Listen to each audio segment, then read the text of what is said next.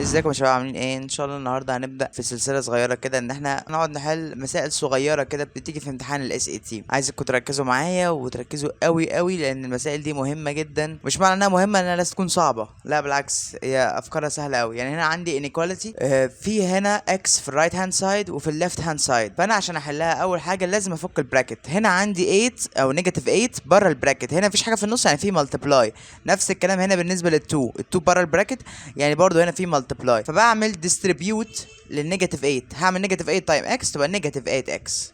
نيجاتيف 8 تايمز 3 تبقى نيجاتيف 24 less than or equal. نفس الكلام هعمل ديستريبيوت لل 2 اكس، يبقى 2 تايمز نيجاتيف 2 تبقى نيجاتيف 4 اكس، و2 تايمز 10 تبقى 20. يلا بقى، انا لازم اجمع كل الاكسات في سايد وكل النمبرز في السايد التاني. يعني هنا انا هودي النيجاتيف 8 اكس الناحيه التانيه. طب هنا less than or equal، طب هنا نيجاتيف 4 اكس بلس 8 اكس. طب وال 20 دي، ال 20 دي تيجي مكانها، دي نيجاتيف راحت بوزيتيف، طب دي بوزيتيف تروح نيجاتيف، يبقى نيجاتيف 24 بلس 20 سوري ماينس 20، عشان هي بلس تروح ماينس 20. اوكي، نيجاتيف 4 اكس و 8 اكس تبقى 4 اكس. خلي بالي اهم حاجه دي هنا less than or equal تفضل less than or equal، عشان ساعات بتتلخبطوا، وساعات الاقي حد بيعملها لي هنا less than or equal في الخطوه اللي بعدها يقول لي بقت equal. طب اقول له ازاي يعني؟ لا نركز. اوكي، نيجاتيف 24 ماينس 20 تبقى نيجاتيف 44.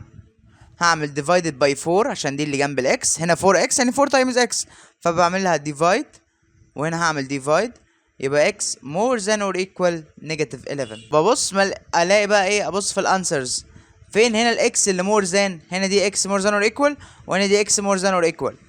هتقولي مثلا دي مختلفة عنها، اقول لك مش مشكلة، انا ببص على اتجاه الساين او اتجاه الانيكواليتي رايح فين، باصص ناحية الاكس. فاللي باصص ناحية الاكس اهو هي دي ودي طبعا هنا دي more than negative 11، يبقى هي دي السوليوشن بتاعي. اوكي، يلا بينا ندخل في المساله الثانيه. هنا equation عادي مش inequality زي اللي قبلها، فهنا انا هعمل ايه؟ عايز اخلي برضو الواي في ناحيه والنمبرز في ناحيه، بس هنا في فراكشن. اول ما تشوف فراكشن تعمل حركه السيزرز، المقص اللي كنا بنقول عليها زمان. هعمل 10 وافتح براكت، لازم تفتحوا براكت، واكتب كل اللي جوه ده ايكوال، واكتب 6 تايمز ده، وافتح براكت. اوعى تنسوا البراكت، اهم حاجه. ليه يا مستر ما ننساش البراكت؟ عشان حضرتك انت هتوزع لي ال10 جوه هنا وهنا، هتعملها ديستريبيوشن، فلو ما عملتش البراكت ممكن تنساه. لا، انا لازم اعمل تايم، هعمل تايم كل ده. ال10 تعملها تايمز كل ده، وال6 تايمز كل ده.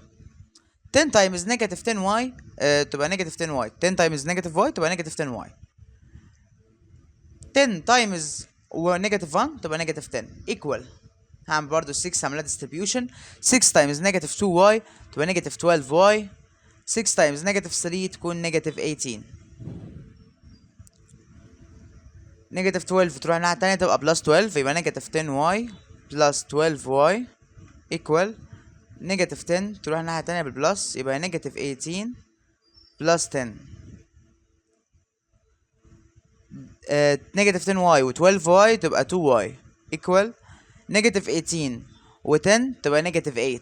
هعمل ديفايد اللي جنب الواي، يبقى ديفايد 2 ديفايد 2، يبقى الواي ايكوال نيجاتيف 4.